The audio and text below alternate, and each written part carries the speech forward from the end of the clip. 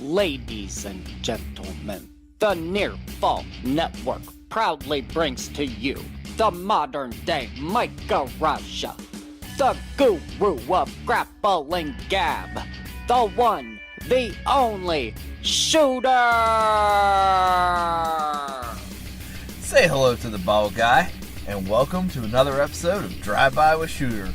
As always, thanks for stopping in and checking out what I do. I know I missed the Elimination Chamber review this week, and I do apologize. I had a lot of stuff going on, and quite frankly, I was super tired and didn't feel like I had the appropriate effort to put into it.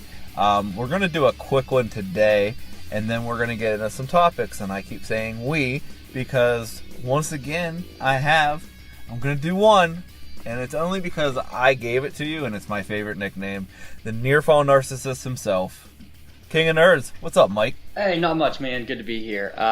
Here for my bi-weekly appearance. Bi-weekly, sometimes weekly. One of these days.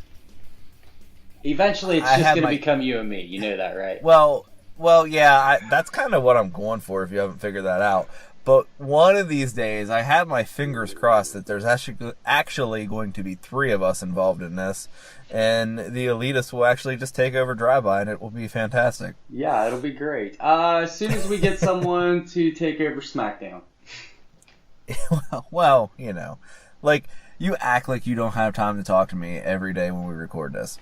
Come on now. I do have time all day long, actually. It's just fitting you into, like, the window where you're available and I'm available. I know. Real life work and being adult and adulting sucks. It truly does. Okay, so we're just going to get into the Elimination Chamber right now, and I don't want to, like I said, I'm not going to do my typical 30-40 minute review. I want to go over a couple topics with you, Mike, and just leave it at that. The tag match was low-key pretty good, especially considering not many people expected much from Titus Worldwide against the Bar, but it was actually an entertaining match. It was no Usos tag match or anything, but it was a good match. And of course we had Bray Wyatt, Matt Hardy. I don't even really want to bring that up. I think this is going somewhere. I really do. I've heard grumblings from supposed friends of Matt Hardy that they are recording stuff at the Hardy compound. I don't know if that's true or not, but my fingers are crossed on that as well. I call this whole feud the Symphony of Disappointment. Or, I mean, you could say Symphony of Destruction, and it could refer to both of these characters and careers. But no, that's too close to Megadeth for me. Well, I know. I say that kind of in jest because I still like the Woken Matt Hardy, and I think that there's definitely potential there, but I've just given up on Bray Wyatt, and that, like, kills me to say, but it's just the truth. I've been with Bray Wyatt since NXT, and I mean, like, since you could only watch NXT if you had Hulu. I'm talking, like, 2011, 2012 Bray Wyatt. And that's, like, hardcore, man. Yeah, and, not that I'm special, I just happen to have Hulu, and I came across it one day and was like, ooh, wrestling. So I told all my friends, I was like, this guy's going to be huge. Wait till he gets here. He's got this family. He's awesome. And he was, and now he's not. So I feel let down. But we'll see what happens. Woken still has time, you know. I'm hearing the same rumblings that maybe we're going to get some kind of Hardy compound WrestleMania match, which, whatever, I'm down for. They're saying it's supposed to be, what, the ultimate deletion? Something like that, but I have a really hard time thinking this is going to take card time, space, whatever you want to say for WrestleMania. I could be wrong. We've got 7 hours to film, Mike. Yeah, and we have a freaking stacked card and guys that probably have more going on for them that might not be on that card, and we'll get to that in a little bit. But yeah, and I agree with you. I'm, as I always say, the voice of reason, and I try to preach patience to wrestling fans, and I'm starting to run out of my own patience with both of these guys. But more specifically, Bray Wyatt, just, I'm with you. Stick a fork in him. It's sad. I think they can save it, but the honest to God truth is that man has been done since they broke up the Wyatt family. He's been done since he lost to The Undertaker at WrestleMania.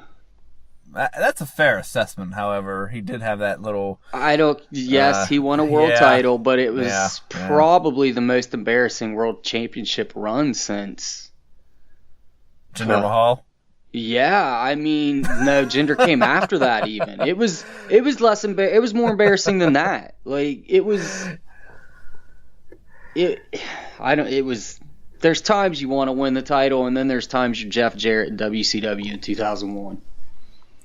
That might be the perfect analogy for Bray Wyatt's title run, and we'll just move on. Because like I said, I don't want to spend a lot of time. I do want to talk about the 3 biggest matches of Elimination Chamber really quick.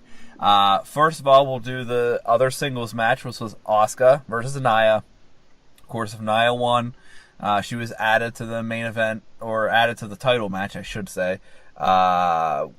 They are very, very strongly harping on Asuka is going against Alexa Bliss, even though Asuka has never declared who she's going against.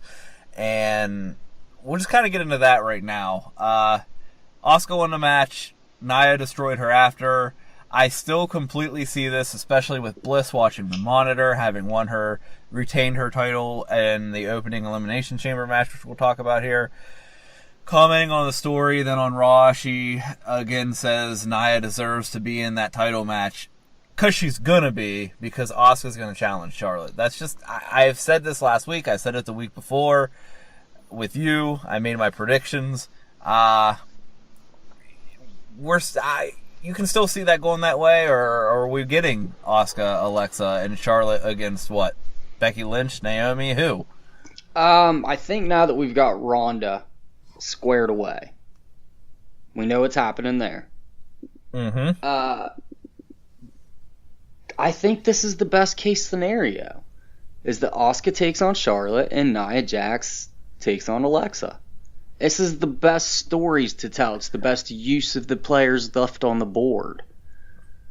Don't get me wrong, triple threat Asuka, Nia, Alexa would be cool, but Charlotte versus Becky or Naomi, it's been done. We could have something really awesome here for Mania. 2 really awesome matches instead of one pretty good one and one that probably leaves something to be desired. Right, and that's the thing, and we'll get a little more into everything going on with the women, but you're right. A triple threat with Alexa, Nia, and Asuka would probably be pretty badass. But that leaves the SmackDown side of things not looking so hot. And that's no offense to anyone on that roster. But we've seen Naomi and Becky in that scene before. We've seen Charlotte pretty much beat everybody. We're getting her against Ruby Riott at Fastlane, which will be a first as far as I remember, at least for a championship match.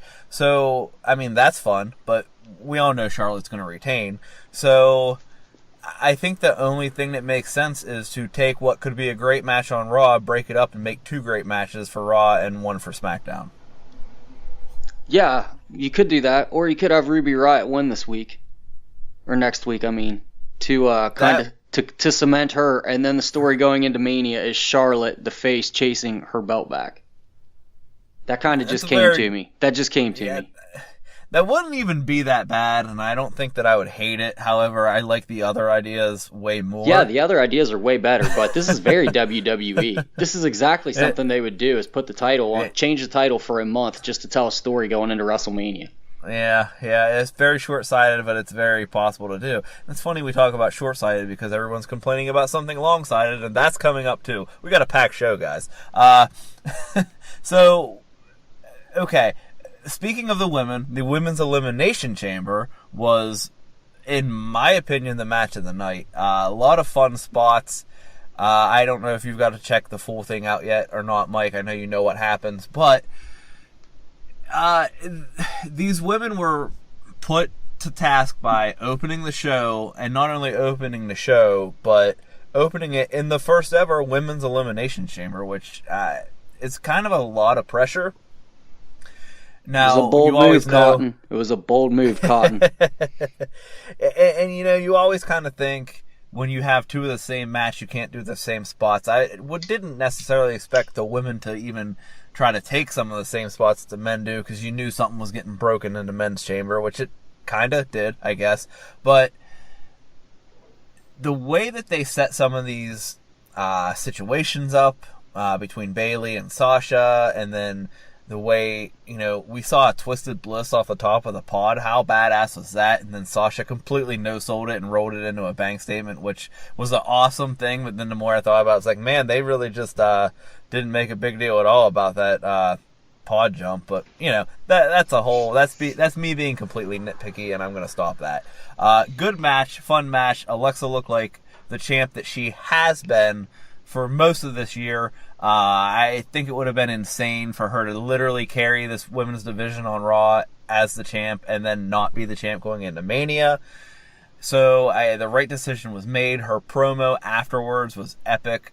She had almost the crocodile tears going, making you think she was going baby. And then right at the end, she's like, no, I still am better than all of you, which was fantastic. She's amazing at that. That, like, just at the very end, twisting it and sticking it in you.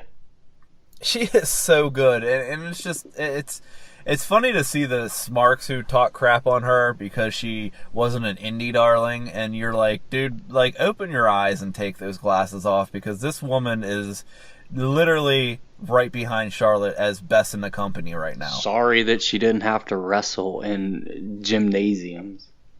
Exactly. So anyway, that's all wrapped up, but this brings us into kind of a continuation of what was going on there on the Monday Night Raw, and you talked about it with me and AJ, just what's going on in the women's division, especially on Raw, and how amazing it's getting. We've got these feuds, and I'm crossing my fingers that we're going to get possibly the Ronda Rousey match, the Raw women's, the SmackDown women's, and a blood feud with Sasha and Bayley. How badass would that be for WrestleMania? Yeah, that's awesome, isn't it? We've got 4 major stories going into the biggest show of the year revolving around women. It's pretty impressive. Incredible. We've come pretty really far, incredible. And not one of them are going to be wearing lingerie. Right, and for all those... Right, and for all the people bitching about, another 6 woman, that's what we do. They do that in the men, too. Like, people literally bitched about the women's tag match for the go-home show of Raw when we had a men's gauntlet match to open the show, which was fantastic. Yes, it wasn't a tag match, but we involve all the main characters in the main story in the matches leading up to the big blow-off. That's what we do. We've been doing this from the beginning of time. Yeah. How the hell is this a problem? I'm sorry, is this not how we book wrestling? Yeah, that's how I remember. So it's going to be fine, and the fact that these stories are rolling out, just like you said, into the biggest season that we have in the WWE, it's super exciting. And I like I said, I'm going to be really disappointed if this doesn't lead to a Bayley-Sasha match at WrestleMania. I don't see how it doesn't. And I think everything else, there's rumors of a women's battle royal, possibly even replacing the Andre battle royal. I don't know about that, but that's some of the murmurings. And hey, I'm all for it. The more people that get on the card, get a WrestleMania payday, more power to them. I don't want it to replace it, but like another one, a woman's. Yeah, I'm kind of the same way with that, just because of the name. Nothing more than for the name and the history, but. Just the fact that we are literally talking about how are we going to make room for all of these matches and include 4 different women's matches. Like, that's awesome.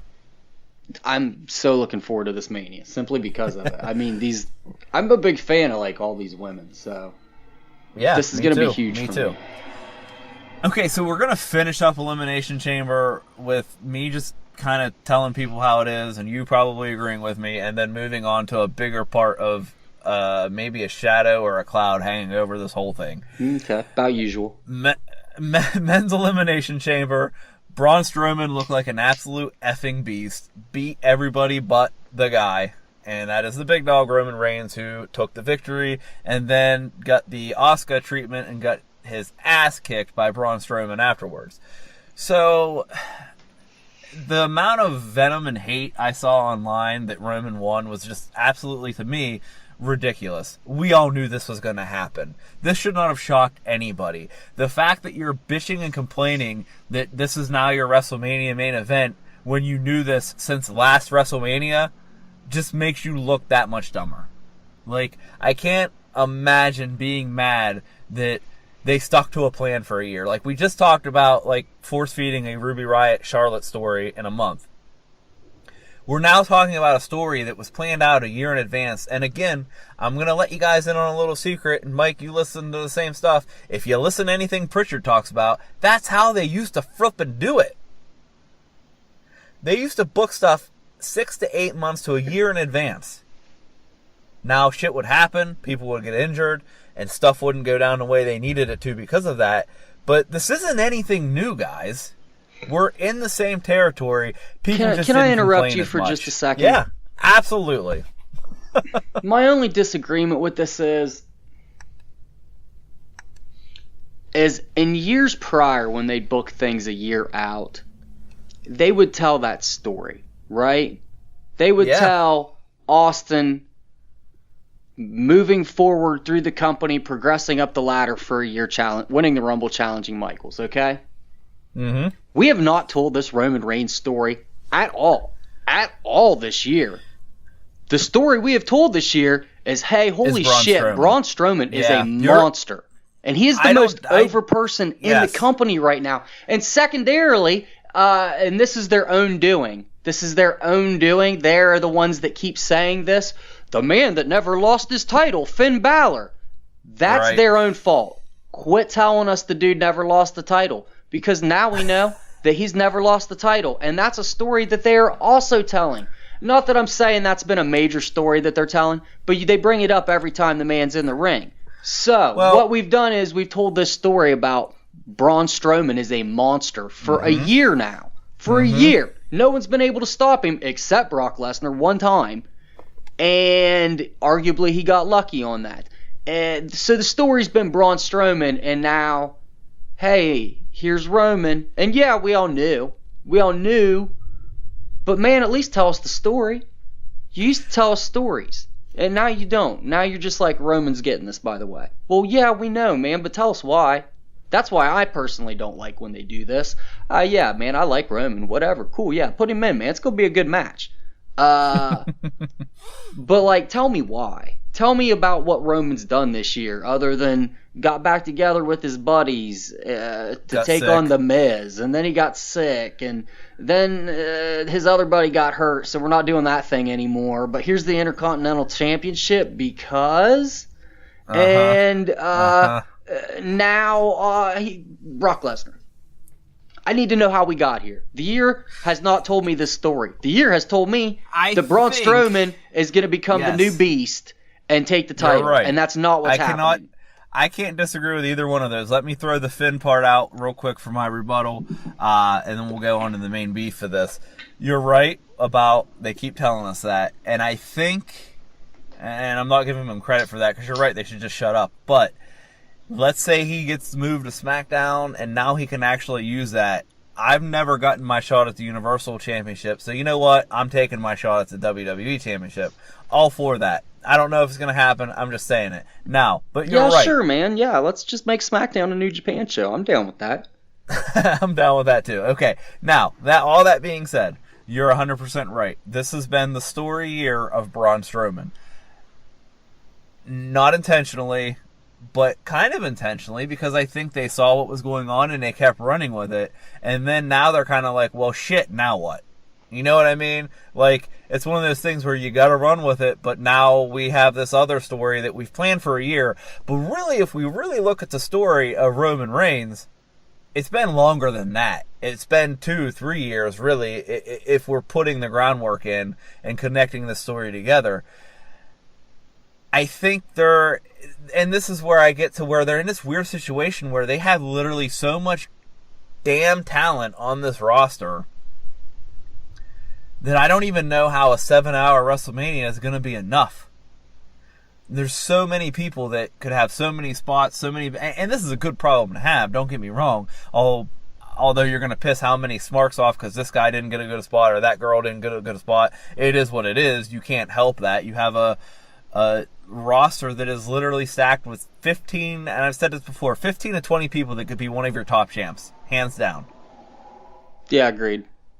And now we're in this position where and that dips clear into NXT. You could arguably, there's like 3-4 guys in NXT that you can make champion tomorrow on the main roster, and it'd be 100%. Fine. And we are all on this Braun ride. I'm in on it. You're in on it. I'm good with that, but we're not getting that.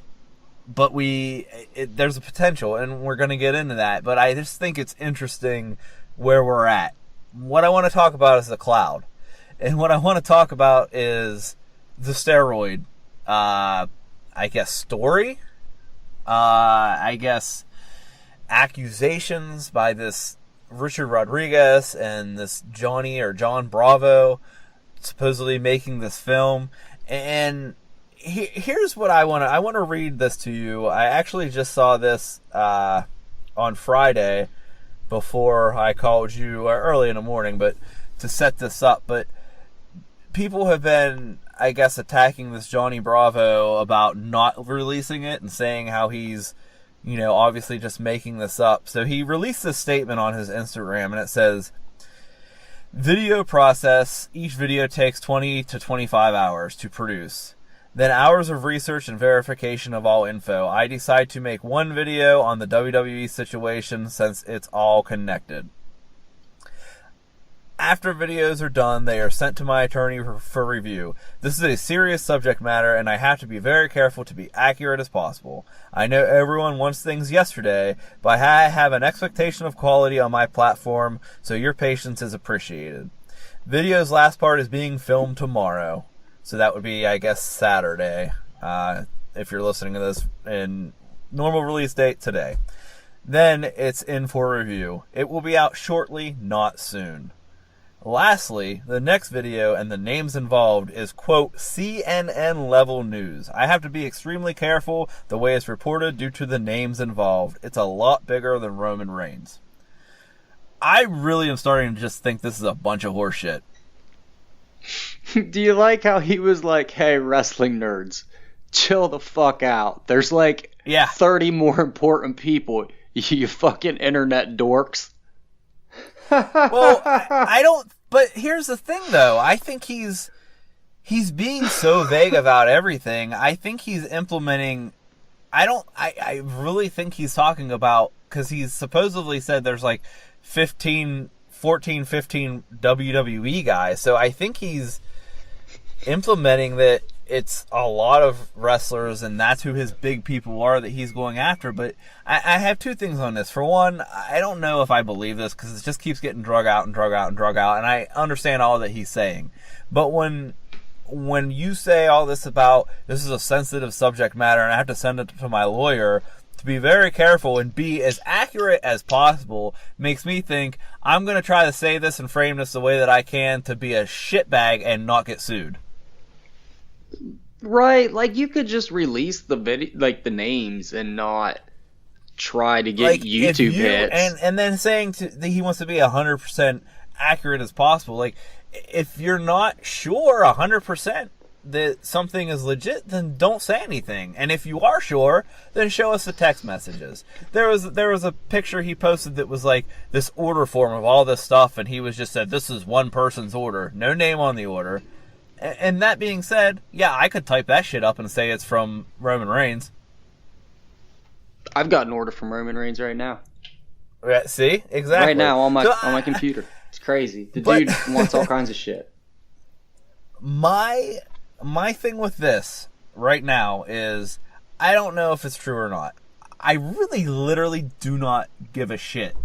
Because all that matters to me, if WWE has a wellness policy and they are enforcing it, then it should be enforced. If these guys, any of them, guys, girls, whoever's on this list, have passed tests and say that this is not me on me or I can't be linked to this, whatever, then I don't care. Also, I literally don't care if they are taking something. I know that it's illegal, but I literally don't give a shit. Because it hurts nobody but themselves. I've had this discussion over and over and over again, talking and defending gender, and I just don't care. I don't want to see James Ellsworth in the ring. I want to see fucking Braun Strowman. I don't care if any athlete in any sport uses steroids, to be honest Absolutely. with you. If you want to harm your body to make it this thing more enjoyable for me to watch, yeah, I prefer them to. I'll be honest with you. I love like football, basketball, not a baseball fan. The one summer I watched baseball was that year Sammy Sosa and Mark McGwire and Barry Bonds were knocking like 400, 500 home runs out of the park, man, crushing them like 500, 600 yards. That shit was awesome. That was one of the best like sporting summers of my life. If we can get that every time, Roger Clemens throwing 112 mile per hour fastball, that's an unrealistic number. I'm just saying, but I don't care. I don't care, man. And guess what? Let me let you in on a little secret, Mike. If those guys weren't good ball players that could hit the ball anyway, it wouldn't have mattered. They wouldn't have been able to do that no matter what they took. Here's the thing. I don't even care if quarterbacks get like cybernetic eye enhancements to make them more accurate. I don't give a fuck. Make this thing more awesome for me to watch. Yes. Exactly. And like I said, and you even said like harming your body. There's still not even enough medical research to conclusively say yes, no. Of course, pay them more, frankly. Common rule. Anything in excess is bad. Duh. That's everything. Even stuff that's good for you in excess is bad for you. So yeah, if you're abusing shit, it can be bad for you. But let's be honest, guys. These are athletes. They do things to their body every day to build it to in performance that injures it. And maybe they need a little bit extra. I don't care. That's fine with me. And I think, and you can kind of let me know how you feel about this, but I think that I almost feel like WWE, okay, let's throw this out here. We had this Enzo situation, right? Enzo, basically, whatever he did or didn't do, the one thing he for sure didn't do was tell WWE about a possible situation, and he was gone, he was canned. Rightfully so. I 100% support the way that they reacted to that. It was a dumb thing on his part. And I know everyone's going to say, well, yeah, but obviously Roman can do whatever he wants. I'm not getting into that. The point of this is... You know what, though? No one ever talks about the fact that Randy Orton's been popped 3 times and they full-blown have changed the wording of the wellness policy twice for him. Right. No one ever talks about that, though, do they? No, they don't.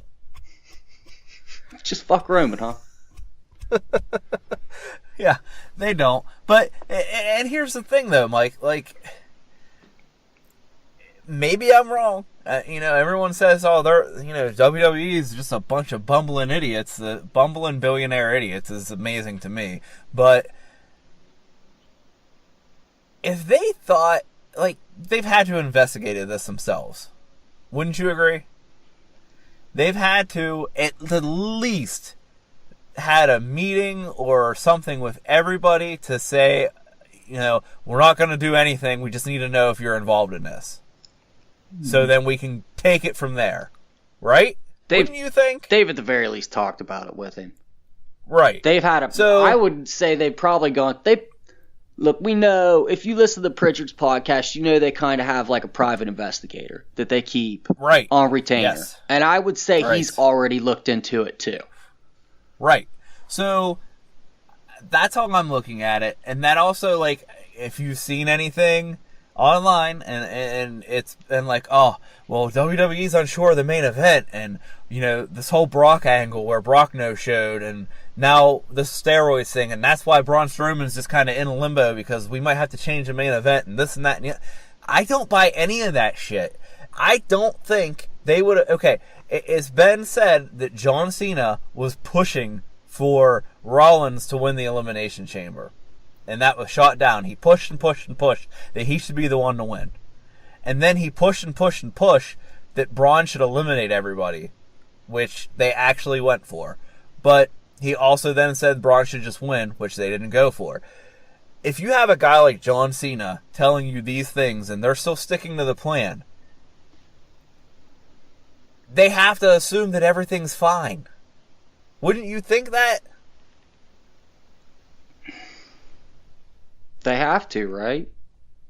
I mean, it's the only thing that makes sense. They're not morons. They Or know are when they stuff just has come so up. stubborn? But see, that could be, yeah. Is Vince that stubborn? Maybe. But at the same time, he's been through shit like this. And we can't sit here and act like this old Vince McMahon old man is just an idiot, because he's not. He supposedly is the one behind the gauntlet match from that fantastic performance that Seth Rollins put on. So he's definitely not an idiot.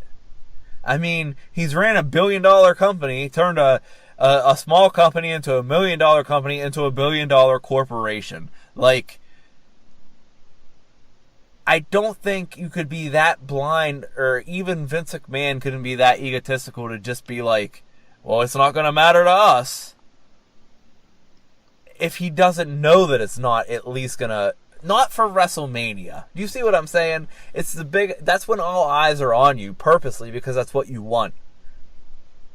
I think this guy's either full of shit or is making a way bigger deal about something that he has that isn't going to turn out to be as big of a deal as he thinks it is.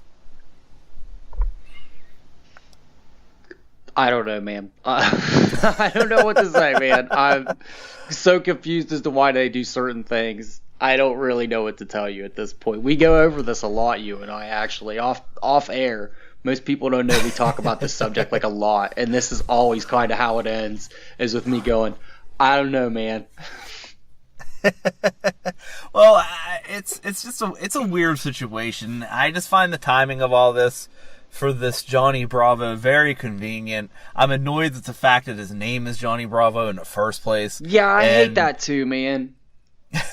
and I've never heard of this guy until this, and now I'm supposed to think he's some big deal filmmaker that's gonna like change the world with. And that being said too, let me just throw this out there. I'm trying to think of how to word this to make myself not sound like a dumbass, but like, if you're a steroid dealer and you get hemmed up, I guess I get you're going to throw names out there to save your ass, but none of that shit really saves your ass, and it just makes you look like a bigger scumbag. Especially when you're like, I'm going to do this, and you won't believe who my clients were. And look, most people who watch sports don't give a shit. Most people, I definitely don't care that Josh Duhamel took steroids to look bigger for his part in Transformers. I could give a shit less. Yeah, man, right on. Good for you. Who cares? Good. Good. Transform just yourself for a role. That's De Niro method acting. Exactly. You need some help, you can afford it, go for it, man. Go for it. Hey, we're going to take a break, Mike. When we come back, I'm going to pose a question to you that I've just kind of thought about. We touched on it a little bit, but it has to do with the Beast Incarnate himself. Hang tight, guys. Quick break. We'll be right back.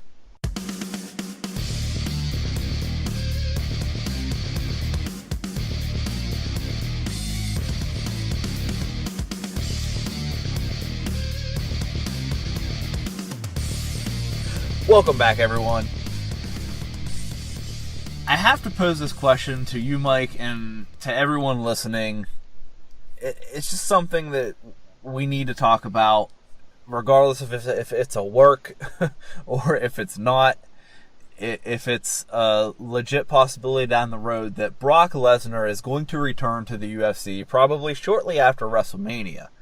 The whole Angle Monday, he no-shows after being advertised the whole first hour. Look, right off the bat, Raw started with them still advertising this face-to-face, and then he doesn't show up. I know these guys have a certain time to be at the arena. I'm going to guess that Brock might even have special consideration. Well, with Brock Lesnar, he can come whenever he wants. But they had the segment plan. They advertised for it for the first, hour and a half almost. Probably right up until the last, where Roman came out, I think in hour 3, when they said it was just Roman, or however they presented it, I don't even remember. But what I'm getting at is, they already knew Brock Lesnar wasn't going to be there from the start of Monday Night Raw.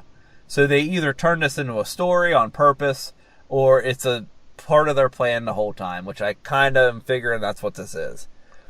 I know Brock's gotten mad and taken his ball and went home before, but it's just weird, this timing of Dana White sending out the picture of him and Brock together, and he's wearing a he being Brock, is wearing a UFC shirt. Pronouns, pal. I don't know if it's an old picture. I don't know if it's a new picture. I don't know if Brock was meeting with Dana on Sunday when this picture went out. I also don't care. The question I want to pose to you, Mike, and pose to everybody listening is, does the WWE still need Brock Lesnar? No.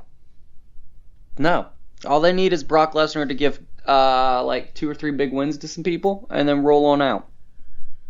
He's done his bit. That's what he's here for, isn't it? Hasn't that been the whole point of this? Is to eventually give like Roman Reigns, Kevin Owens, and Braun Strowman 3 big wins to put them over and then roll out? That's what I would think. I mean, that's why we brought him back, wasn't it? And that's why we let him do what he wanted to do with the legend, Bill Goldberg, because we knew we could still tell the story later down the road. We knew there was still time to restructure things. And I think we just talked earlier about how, in a good way, bloated this roster is. I don't even think there's room for Brock Lesnar anymore. Brock Lesnar is the reason. See, everyone says Roman Reigns, but Brock Lesnar is the reason that some of these guys that we love have been pushed aside. Because we're telling the Brock Lesnar story, which happens to end with Roman Reigns, if that makes any sense. So yes, it's still the Roman Reigns story, but we could tell that story a million different ways, but we've chose the vehicle. We chose to drive Brock Lesnar. That's our car. That's what we're going for a ride in, Brock Lesnar. And it's pretty much to the point where this car needs to be for sale because it's done everything it can do for us. And it's gotten Roman to the big dance, and now he's there to be the next guy up. Yeah, 100% agree with that. The fact that Brock is the vehicle to get us to Roman has cast aside Braun, Finn, Seth Rollins, Samoa Joe. They've all been victims of this, to the point that their storylines are not even like, their storylines all revolve around Brock and Roman also. Absolutely. So it's just, people are like worried, or I don't even want to say worried, but there's all this stuff about the main event. Look, it comes to mind the Bill Goldberg, Brock Lesnar, WrestleMania. What was that? WrestleMania 20? Is my numbers right on that? Or was it 20? 20, maybe? I don't know. Pull up my Google machine, but it's not that important. The first time these guys fought at WrestleMania, Bill Goldberg, Brock Lesnar being these guys, was probably the worst WrestleMania match I ever saw, when everyone thought this was going to be a knockdown, drag-out fight. Both guys were on their way out of the company for one reason or another, and neither one of them gave 2 shits about that match. So I guess the hold up now would be, is that what's going to happen here? But guys, Roman is still there. Roman ain't going anywhere, and he's trying to be the guy. So you have to at least have faith, and if you're a hater, that's your fault, because Roman's pretty flippin' good in the ring. So someone's going to carry that match, and it might be Roman if this is the case, but I don't feel like this should be that big of a worry for the main event, unless you're just absolutely Roman sucks, get off my TV, and that's a shout out to some douchebag we all know. Used to know. Well, that wasn't even that douchebag. That was another douchebag. But anyway, I just think it's time for him to move on. We have enough guys to fill that spot, and he served his purpose. And I like Brock Lesnar. I have no ill will towards him. I get what they were doing. I get the story they were telling. Thank you for being here. I'll watch your next UFC fight. Yeah, right on, man. That's all I need from you, actually. Finish up with this, this is the culmination of the Roman story. So Roman's going to try hard. So that's going to make this match decent. And, tell the Roman story. Honestly, I don't even care if he leaves after this. It'd be nice if you put over Braun and maybe a KO. But I don't even care if you leave after this. Go have a fight in UFC, man. Thank you for coming back and making things enjoyable for a little bit. And we'll see you when you get inducted into the Hall of Fame. Absolutely. Probably him and Sable at the same time, right? Yeah, I might as well save him for the same year. Yeah, absolutely. Might need her, though, for like another year. I mean, she's not like the average woman that you put in. You know what I mean? Not like Ivory. She could be. I agree. She could be the secondary or third option for like the big name for the Hall. Like you could arguably do, like as a I don't know who would be a big name that hasn't got put in yet. Let's say you could do Taker. Let's say you could do Taker, X-Pac, and Sable. You know what I mean? I gotcha. Yeah. And those could be like your big three for it. And then you could even add another woman in beside that. She's like of a star magnitude higher than the average woman they induct. Yeah, I would agree with that, even though she was actually probably one of my least favorites. But Me too, agreed. You know, it is what it is. I mean, she wasn't much in the ring, but, you know, it's a time when you're like, what, 13, 14? She was pretty fun to look at. Man, she was no Sonny. And Sonny's no Sable now, so... Yeah. Facts, Jack. That's a fact, Jack. It is. And I heard she just got arrested again, so, you know, hats off to her. Okay, we'll move on. Bottom line, WWE will be fine without Brock Lesnar, and I am in the very strong opinion that they are better for having had him for the last 2 to 3 years that he's been there. Yeah, sure. And we told the Roman story, and like him or hate him, Roman's going to be your Universal Champ, and guess what? You're going to have that damn belt back on the TV every week, so get over yourself. All right, move on.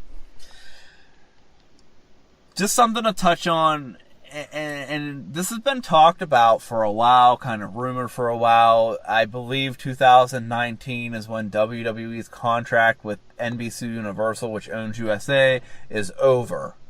And they are actively shopping to get the most money possible for their product, which makes absolute sense. Sure. There is, as it's been said, where there's smoke, there's fire. There's been a lot of talks about Fox and the network Fox being interested in WWE. So much so that this week it's come out that those rumors that we're all hearing are pretty much for sure that Fox is looking to sign either UFC or WWE for roughly the $400 million asking tag. And if they are going to pay that much money, they'd actually prefer to pay it to WWE, which I find interesting and kind of common sense because of the way that they're going to present this.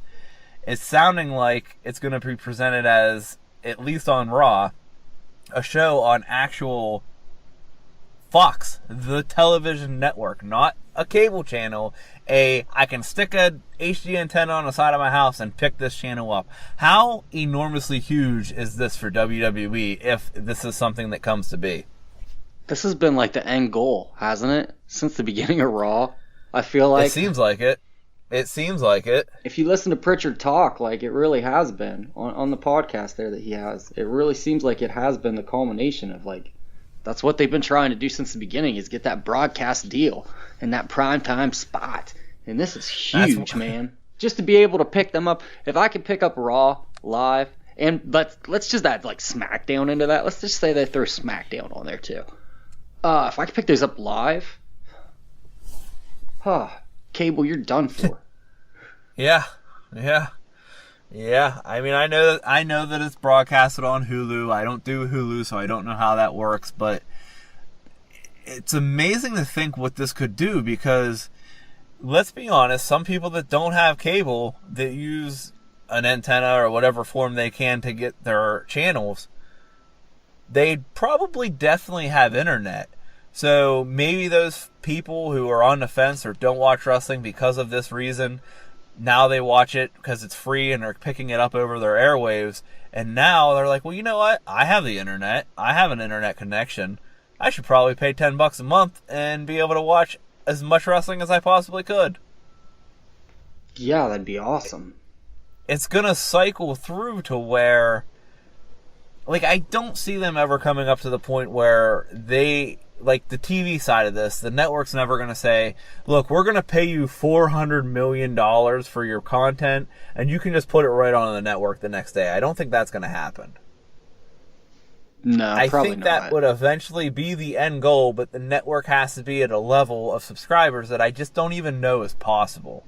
I mean, we're talking $400 million. I don't know if this is, I'm not sure if you're aware, is this like a yearly thing, or is this for the life of the contract, or how does that work? Have you read anything on that? I haven't read anything on that.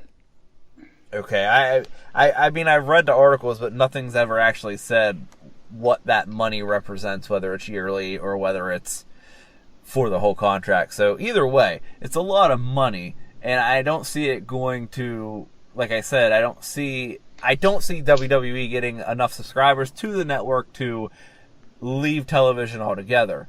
But the fact that they could move from cable to a broadcast television station, a powerhouse of that station to Fox, is just pretty flippin' awesome. And as a wrestling fan, it has me very excited. It's also being talked about, Mike, that as a network, Fox runs local news at 10 o'clock. So Raw is probably going to be trimmed down to 2 hours, which I think will help a lot. This is the best news out of the whole thing for me. For probably just about everyone, let's be honest. And that's gonna nothing tighten this against whole it. ship up. 3 hours of wrestling is a lot on Monday night, and then when you're asked to watch SmackDown, that's 5 hours of wrestling, and then if you do anything outside of that, like NXT 205 Live, you've got a whole day worth of watching wrestling, and that's if there's no damn pay-per-view. So, I think it's good. I'm excited. I think, as said, where there's smoke, there's fire. There's obviously some truth to these rumors, and it will be really, really interesting to see where this goes. Yeah, I'm really looking forward to it. This is a big deal, and if it works out, it's an even bigger deal. Just the rumor of it's a big deal. If it actually really, pans out, yeah, go ahead. I would say if you look at it, you know, some people might question, like, well, why in God's name would Fox, who has all these sports stations, drop UFC for WWE? But WWE is sports entertainment, and they are first and foremost an entertainment network. Would you not agree with that? Yeah, definitely. They will now have a product that could not only be broadcasted on Fox, but they can supplement things out to the Fox Sports Network. They could put, I don't know if I would like to see both Raw and SmackDown on the Fox channel. However, I have a feeling that they won't want to use 4 hours of their TV time where they have, maybe they would, because, they kill shows on Fox all the time. It's easy to fill. It's easy it 2 is, hours. I would love to see it if they're both on Fox, but maybe they're both on Fox, and maybe 205 Live gets a shot on Fox Sports 1. Maybe, not that I want NXT off the network, but maybe NXT shows run, the week after they are on the network on another Fox Sports channel. Why not, right? Maybe we do a Fox Sports Fight Night with WWE, kind of like they do with UFC, some kind of one-off special. I think there's all kind of possibilities that just are awesome Superstars, for WWE and main awesome event. for wrestling fans. You've got those shows that you could do. Absolutely. Do a Saturday, Sunday morning like they did when we were growing up as kids. Oh, yes, that's great. Brilliant. See? Great minds, Mike. Sometimes I just throw it out there, and it's there in the ether for anyone to pick up this awesome idea. They just got to listen. Real quick, we're gonna talk about this probably every time we talk up until the fact, but you and I are both going to Fastlane. I'm actually getting more and more excited about this. How do you feel about the whole, we're not going to go in depth, we're just about out of time here, but how do you feel about John Cena being added to this match? How do you feel about him beating AJ Styles to get into this Fastlane main event? Does it make it more exciting for you, less exciting for you? Do you think The Undertaker is going to come out of the ring and eat everyone? I don't know.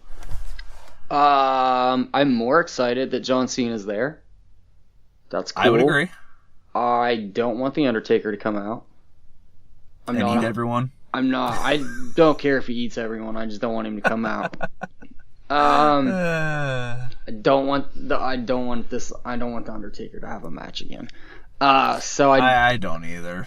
I don't want that. If he does have to come out, he better do it like in a dope way, since I'm gonna be there. Yeah, 100%. So there is that, I guess. That'll be the one highlight. Yeah. So I guess yay Cena, boo Undertaker, are my thoughts. To sum it up in a nutshell. Does it hurt AJ Styles that he ate a clean pin to John Cena leading into really Fastlane, but also WrestleMania? I was surprised by that. Wasn't that weird? Did you have your champion? It is a little weird, but we also complain about how they never just give a clean win, and it's always a distraction, and no one ever can do anything without someone else helping. So I'm kind of caught, kind of torn on it. You know what I mean? Yeah, it was just weird to me that you had your champion lose clean, but I get it. It's going. See, if this was like directly headed into Mania, I'd think that was weird, right? But we got Fastlane, so maybe they had to make Styles has looked pretty fucking unbeatable here the last few weeks, hasn't he? He has. So maybe they needed to humanize him a little bit going into this, make it look like, he can be beat. And it's no shame losing to John Cena because everybody there's loses nothing to wrong. John Cena Except every now Roman. And again. Except Roman. Wow. That's another bridge. Raw. Roman always wins, baby. Roman always wins. Nothing against the guy, right on. You got a winning record against John Cena. Good for you. Yeah. So here's my next question. Because I thought after all this hoopla, Elimination Chamber, and Cena not having a road to WrestleMania, which is hilarious, that he would challenge Nakamura for his spot, and we would get a Nakamura-Cena match at Fastlane, which actually had me super pumped. And that's not happening. So what's Nakamura doing at Fastlane, and what's the weird build that we're not really doing with this dream match on the horizon? Boy, that John Cena match would have made more sense, wouldn't it? Totally would have. Although Cena would have lost again. Doing anything with your number 2 guy. I don't know, man. Yeah. I review SmackDown every week, and every week I'm like, oh, hey, man, Shinsuke showed up for 8 minutes this week. That's cool. Back to Kevin Owens and Sami Zayn. Yeah. And it is. It's weird, like I said, try to be positive about the product and point out the good. Again, Kevin Owens and Sami Zayn as a team is awesome. I love them. Just think the story's taking too long. But as I talked about last week, I don't know if you caught last week's episode or not, Mike, but I feel like they're just really... What's that? I did. You better. I feel like they're just killing time, filling time, until they could build to this Fastlane pay-per-view, and then more importantly, build to WrestleMania. And this is what I think the dual-branded pay-per-views going forward is actually going to help eliminate some of that drag time when there's like 6 weeks between a pay-per-view for SmackDown, and then 5 weeks for Raw, and then 2 back-to-back with those weird months. It just was too much and too little all at once, and I think this is going to help fix that if they do it right. Totally agree, 100%. Also, once Fastlane's over, we're going to have 5 weeks to build to Mania. So, yeah, I guess there is that also. Which is actually plenty. I think that's almost a perfect amount of time to build to Mania. You have 4 weeks to set your stories up, and then your last go-home week to kind of put everything into place of what we're going to see on that Mania card. And I think it'll work out well. I am very positive about this WrestleMania season coming up and how this card's going to shape up. Me too. I am. I'm really looking forward to it. Oh, good. You guys just listened to a show about by wrestling fans talking about wrestling who actually enjoy wrestling. How about that? Isn't that weird? People that enjoy wrestling that watch it. Amazing how that works. You got anything else you want to let everybody know about, Mike? Plug your shit or anything like that? You can find me live on our Facebook feed Wednesday, Thursday, and Friday talking about SmackDown, And old Attitude Era, pre-Attitude Era, Raw, and pre-NWO Nitro. And eventually we'll be into all the good stuff. But right now it's the bad stuff. But anyway, All it's the funny. good stuff. I Yep. make it fun. We talk about why it's bad. And we laugh and have a good time. And sometimes people watch and join in. And sometimes it's just me talking to a camera. But I am awesome and very, very attractive. So it's always a good time for you. Not like you, like Mike, but like you, like everybody. Well, I agree with both those statements of awesome and attractive, and I am comfortable enough in my masculinity to say that. So, that being said, it's been a good time talking with you. It's been an awesome conversation. Guys, don't forget, just like Mike said, check out our Facebook page, facebook.com/Nearfall Network. YouTube as well, just search Nearfall Network. And then, of course, this show, you're listening to it, you know where it drops, but tell your friends and subscribe and write a review. For the love of God, give me 5 stars. Pretend like I recorded this in Japan in the Tokyo Dome and give me 6 damn stars. I Also, don't think it'll let you, but try. Don't forget, coming soon, No. Shooting at the Mothership, a comprehensive review of WCW Saturday Night. Home of the Mothership, here on TBS, baby, at 6:05 p.m. Eastern Standard Time, baby, by our very own Shooter. It's going to be his brand new show. This is a thing. It is happening. Flood the internet with your requests. Say, we want Shooting at the Mothership, a comprehensive review of WCW Saturday Night. Is pretty much what that show would come out of. I'm telling you, man. Because it would be shit. It's where all the storylines actually happen, I'm finding out while I watch Nitro. Everything that's a storyline that doesn't involve Hulk Hogan, Randy Savage, Ric Flair, or the world title, that storyline is basically being told on Saturday night. So you would probably have the better show to review. Maybe one day when both of us have a lot more free time. Coming soon. We will do soon. Collab where we just do commentary over it and do a Mystery Science Theater 3000. How about that? Well, we can do that too, but don't let your fans down. Then you have to watch it too. Don't let your fans down. Shooting at the Mothership. I shouldn't be punished alone, sir. I shouldn't be punished alone. Dude, RoboCop's on that, man. That's exactly Scorpio. my point. Are you serious? Oh, I'm serious. That's where One Man Gang beat Kensuke Sasaki for the United States title.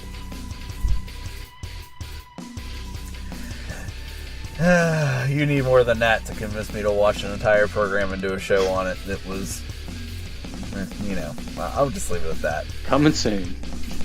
Yeah. Keep tuning in. I'm sure it'll get there eventually. Guys, I say it every week. It's been real. It's been fun. We'll catch you next time.